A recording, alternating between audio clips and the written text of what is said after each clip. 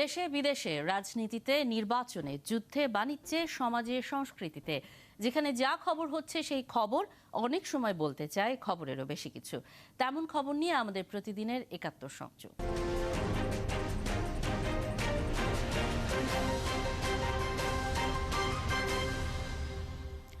সবাইকে স্বাগত জানাচ্ছি আজকের ৭১ সংযোগে। আপনাদের সঙ্গে আছি আমি নীলুফা জাহান তিথি।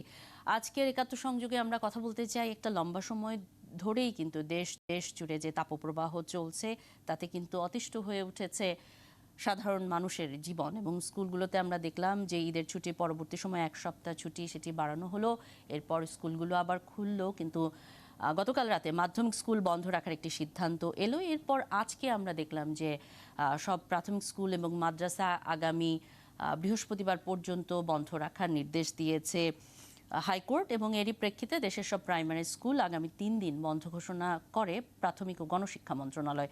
অন্যদিকে রাজশাহী ও খুলনা বিভাগের ১৮ জেলাসহ মোট ২৭ জেলায় মাধ্যমিক পর্যায়ে একদিন বন্ধের সিদ্ধান্ত নেয় শিক্ষা মন্ত্রণালয়। বিস্তারিত জেনে নেব সহকর্মী মিল্টন আনোয়ারের কাছ থেকে।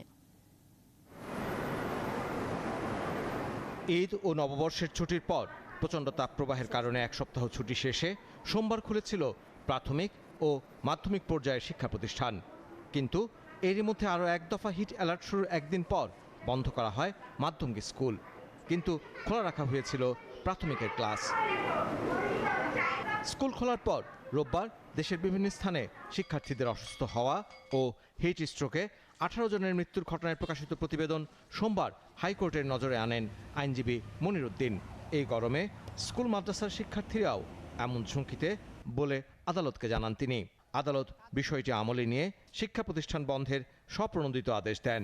এই গরমে কয়েকজন টিচারও নাকি মারা গেছেন এবং কতগুলো স্টুডেন্ট অসুস্থ হয়েছেন। দৃষ্টি আকর্ষণ করার পরে কোর্ট দেখলেন যে আসলে এটা তো বেশ গরম সময় যাচ্ছে, এই সময় যদি বাচ্চারা অসুস্থ হয়, আরও যদি কোনো শিক্ষক মারা যায়, সেই বিবেচনা করে কোর্ট মনে করলেন যে স্কুল কিছুদিন বন্ধ থাকা দরকার। তারই প্রেক্ষাপটে আগামী বৃহস্পতিবার পর্যন্ত মাধ্যমিক এবং প্রাইমারি স্কুল বন্ধ থাকবে, এবং যদি কোনো স্কুলে আবার এসির ব্যবস্থা থাকে তারা স্কুলে ক্লাস নিতে পারবেন। আবেদনকারী আইনজীবী বলছেন, সোমবারই আদালতের আদেশ সংশ্লিষ্ট মন্ত্রণালয়ে পাঠিয়ে দেওয়া হবে। প্রাইমারি স্কুল, হাই স্কুল এবং মাদ্রাসা এগুলা বন্ধ থাকবে। কোর্ট বলছে অ্যাডভান্সে অর্ডার কমপ্লিট করবে। অলরেডি মনে হয় অর্ডার টাইপ হয়ে গেছে। কোর্ট স্বাক্ষর করলে এটা মেইলে বা স্পেশাল মেসেঞ্জারে এটা হয়তো শিক্ষা মন্ত্রণালয়ে পৌঁছে দেওয়া হবে। আদালতের এই আদেশের পরই দেশের সব সরকারি প্রাথমিক বিদ্যালয়, শিশু কল্যাণ ট্রাস্টের বিদ্যালয় ও উপ আনুষ্ঠানিক শিক্ষা বোর্ডের অধীনস্থ লার্নিং সেন্টার আগামী বৃহস্পতিবার পর্যন্ত বন্ধ ঘোষণা করে প্রাথমিক ও গণশিক্ষা মন্ত্রণালয়। তবে যেসব শিক্ষা প্রতিষ্ঠানে এসি আছে এবং পরীক্ষা চলমান সেগুলো খোলা রাখতে বাধা নেই। মিল্টন আনোয়ার, ৭১। এই পর্যায়ে অতিথিদের যুক্ত করে নিতে চাই। আমাদের সাথে উপস্থিত আছেন ফরিদ আহমদ, সচিব, প্রাথমিক ও গণশিক্ষা মন্ত্রণালয়ের, আছেন গওহার নঈম ওয়ারা, লেখক ও গবেষক। আপনাদের দুজনকে অসংখ্য ধন্যবাদ আমাদের সাথে যুক্ত হবার জন্য। স্বাগত জানাচ্ছি ৭১ সংযোগের আজকের আয়োজনে। ফরিদ আহমদ, শুরুর প্রশ্নটি আপনার কাছে রাখতে চাই। প্রচণ্ড গরম, শিশু শিক্ষার্থী যারা রয়েছে সব বয়সী মানুষই আসলে অসুস্থ হচ্ছে, এবং শিক্ষার্থীদের আমরা দেখেছি ক্লাস করতে গিয়েও অনেক শিক্ষার্থী আসলে অসুস্থ বোধ করছেন। এমন একটি পর্যায়ে হাইকোর্টের সিদ্ধান্তের পর কেন আপনাদের সিদ্ধান্ত নিতে হলো? আপনারা কেন আগে স্কুল ছুটির সিদ্ধান্ত নিতে পারলেন না? আপনাকে অনেক ধন্যবাদ। আপনি জানেন যে আমরা কিন্তু এই যে তীব্র তাপদাহে আমাদের ছোট ছোট শিক্ষার্থী বাচ্চাদের যে স্বাস্থ্য ঝুঁকি বিবেচনা করে আমরা কিন্তু অত্যন্ত সংবেদনশীলতার সাথে এই বিষয়গুলো আমরা দেখছি। আপনি দেখেছেন যে আমরা ইতিপূর্বে আমরা স্কুল, আমাদের সরকারি প্রাথমিক বিদ্যালয়, আমাদের উপ আনুষ্ঠানিক লার্নিং সেন্টার এবং শিশু কল্যাণ ট্রাস্ট স্কুল আমরা একটা নির্দিষ্ট সময় বন্ধ রেখেছি। আমরা কিন্তু দুটো বিষয় কি বিবেচনায় রাখি, একটা হলো আপনার শিশুদের স্বাস্থ্য ঝুঁকি, আরটি হলো আমাদের বছরে কিন্তু ৭৬ দিন সরকারি ছুটি আছে স্কুলগুলোতে, ফলে আমাদের শিক্ষণ ঘাটতিটা যেন ব্যাহত না হয়। ফলে আপনি দেখেন যে আমরা কিন্তু একেবারে তাৎক্ষণিকভাবে প্রতিদিন বিষয়গুলো মূল্যায়ন করছি, এবং আমরা অলরেডি আপনি দেখেন 2 দিন আগে আমরা কিন্তু হাইকোর্টের আদেশের কি দিবে সেটার জন্য কিন্তু আমরা বসে থাকে না সরকার। আমরা কিন্তু এবং এই সকল সরকারি প্রাথমিক বিদ্যালয়গুলো কিন্তু আমরা 2 শিফটের স্কুলও আমরা সবগুলোকে আমরা মর্নিং করে দিয়েছি, অর্থাৎ ৮টা থেকে ৯টা ৪৫ এবং 11:30। পাশাপাশি একেবারে যারা ছোট বাচ্চা প্রাক প্রাথমিক এই কার্যক্রম কিন্তু আমরা বন্ধ করে দিয়েছি। এবং আজকে যেটি আমরা বিভিন্ন চ্যানেলের মাধ্যমে হাইকোর্টের আদেশের বিষয়টি আমরা বিকালে জানতে পারি, আমরা কিন্তু এখনো হাইকোর্টের কোনো আদেশ আমরা পাইনি। কিন্তু আমরা কিন্তু তাৎক্ষণিকভাবে হাইকোর্টের আদেশ পাওয়ার আগেই আমরা কিন্তু সিদ্ধান্ত নিয়েছি যে আবহাওয়া অধিদপ্তরের সাথে আমরা সকাল থেকে কন্টিনিউ যোগাযোগ রাখছি, এবং তারা যেটা আমাদেরকে আবহাওয়া অধিদপ্তর বলেছে যে 2 তারিখ পর্যন্ত যে বর্তমান যে হিট অ্যালার্ট বা তাপদাহ এটা চলবে, 2-3 তারিখ থেকে বৃষ্টি হওয়ার সম্ভাবনা আছে। যেই কারণে আমরা মর্নিং স্কুল করার পরেও এবং প্রাক প্রাথমিক বন্ধ করার পরেও এই 3 দিনের জন্য আমরা কোনো ঝুঁকি না নিয়ে আমরা কিন্তু অলরেডি হাইকোর্টের আদেশ পাওয়ার আগেই আমরা 2 তারিখ পর্যন্ত বন্ধ করার জন্য আমরা সিদ্ধান্ত নিয়ে আমরা আদেশ জি জি জারি জি করে দিয়েছি। সেটি বুঝতে পেরেছি, স্পষ্ট করেছেন আপনি। কিন্তু এই যে তাপপ্রবাহ সেটি একটা লম্বা সময় ধরে চলছে এবং আবহাওয়া অফিস তো গত সপ্তাহেও তারা বলেছে যে এই সপ্তাহেও সেটি থাকবে এবং মে মাসের 2 তারিখের আগে বা প্রথম সপ্তাহের আগে বৃষ্টির সম্ভাবনা নেই তেমনটিও তারা জানিয়েছে। সেক্ষেত্রে এই যে রোববার থেকে স্কুলগুলো শুরু হলো এবং আজকে গতকাল যখন মাধ্যমিক স্কুল সেটি একদিনের জন্য বন্ধ রাখার সিদ্ধান্ত হলো, সেই জায়গাটাতে আজকে তাপমাত্রা অনেক বাড়বে তেমন পূর্বাভাসও কিন্তু ছিল। তাহলে এই সিদ্ধান্তটা কি আরো আগে হতে পারতো না? আমরা কিন্তু সিদ্ধান্তটি আগিয়ে নিয়েছি। আপনি দেখেন আমাদের কিন্তু একটি বাৎসরিক আমরা যেটাকে বলি ইমার্জেন্সি ইন এডুকেশন, অর্থাৎ শুধু তাপ নয়, শৈত্যপ্রবাহ, তাপ, ঘূর্ণিঝড়, এইগুলোতে আমরা আমাদের একাডেমিক কার্যক্রম কিভাবে চালিয়ে নিব আমাদের কিন্তু একটা পরিকল্পনা আছে।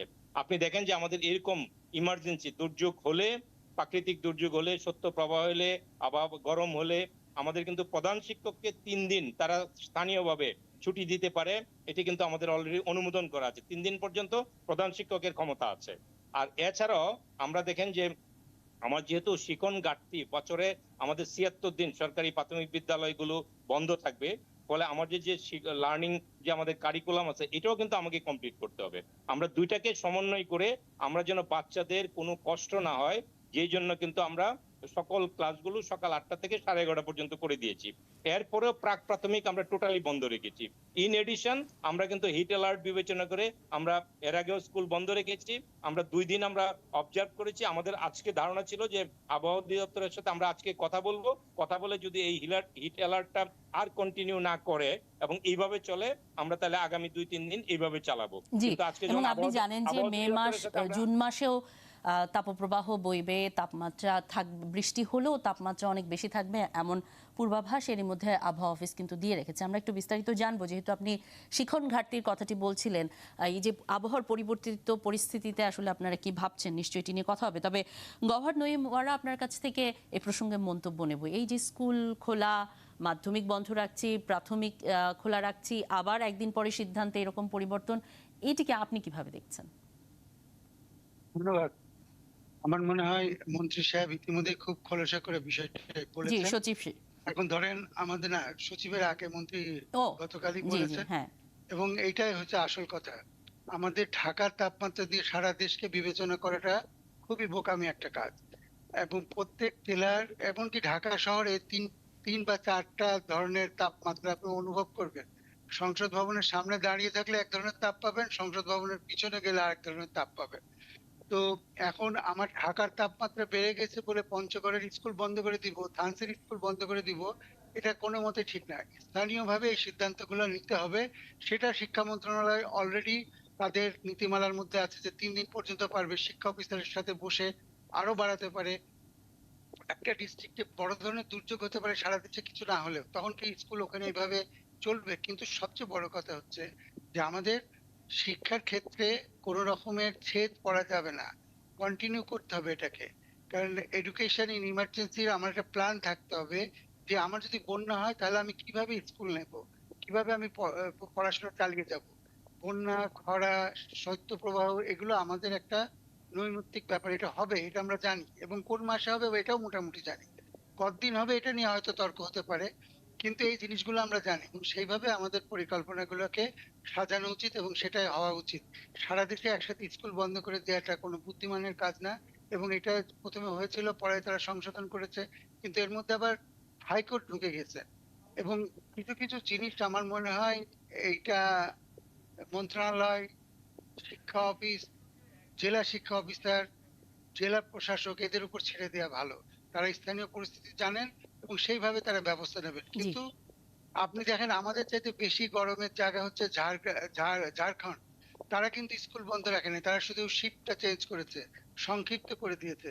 সেখানে 45 ডিগ্রি অনেক আগেই ইয়ে করে গিয়ে অতিক্রম করেছে। আমাদের এডুকেশনটাকে একটু গুরুত্ব দিতে হবে যেন শিখন পিরিয়ডটা কোনো মতেই ঘাটতি না হয়।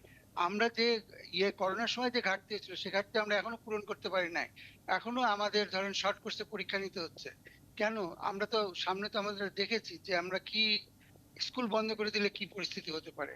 আমাদের যতটা সম্ভব স্কুল কম বন্ধ রেখে পড়াশোনাটা চালিয়ে যাওয়ার একটা অবশ্যই সেটি ব্যবস্থা চালিয়ে বের যেতে করতে হবে এবং জি। আমরা জানি যে করোনাকালীন সময়ে শিক্ষার্থীদের বিশেষ করে যারা একেবারেই শিক্ষা জীবন শুরু করেছেন তারা কতটা ক্ষতিগ্রস্ত হয়েছেন, কিন্তু তারপরও আমরা যখন আবহাওয়া অফিস থেকে পূর্বাভাস পাই আমরা আবহাওয়ার, এবং এইটিকে এ ধরনের তাপমাত্রা, এবং আপনিও যে খুব ভালো করে জানেন নগরে তাপমাত্রা অনেক বেশি অনুভূত হচ্ছে, এটির সাথে তো আসলে আমরা অভ্যস্ত নই।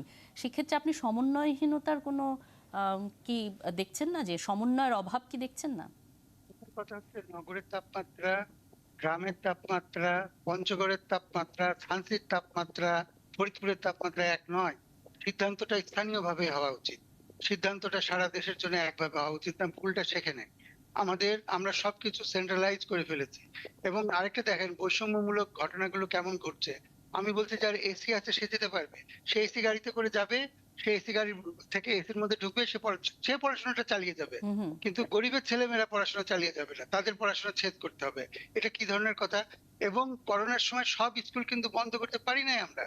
না। এবং অনেক ছেলে মেয়ে আমাদের মাধ্যমিক স্কুল থেকে, প্রাইমারি স্কুল থেকে অন্য ধরনের স্কুলে তারা চলে গেছিল, তারা আর ফেরত আসে নাই। এই কথাটাই বাস্তবতাটা আমাদের স্বীকার করতে হবে। আমাদের দেখতে হবে এখন এই রিটেন করাটা একটা বেশি কঠিন হয়ে যাচ্ছে। বাবা মা যখন দেখেছে অন্য স্কুলগুলোতে পড়াশোনা হচ্ছে তারা ওখানে পাঠিয়ে দিয়েছে। সেটা আমরা কেউ খোলাসা করে আলাপ করছি না। এটা একটা বড় ব্যত্যয় ঘটেছিল আমাদের করোনার সময়। সেই কারণে স্কুল বন্ধ থাকা খোলা থাকা এই বিষয়টি স্থানীয়ভাবে হওয়া উচিত, জেলা পর্যায়ে হওয়া উচিত, এমনকি উপজেলা পর্যায়েও হতে পারে। একই জেলার ভিতরে 2 রকমের উপজেলা থাকতে পারে, যেমন সুনামগঞ্জে আছে। সেখানে সেইভাবে ব্যবস্থা নিতে হবে।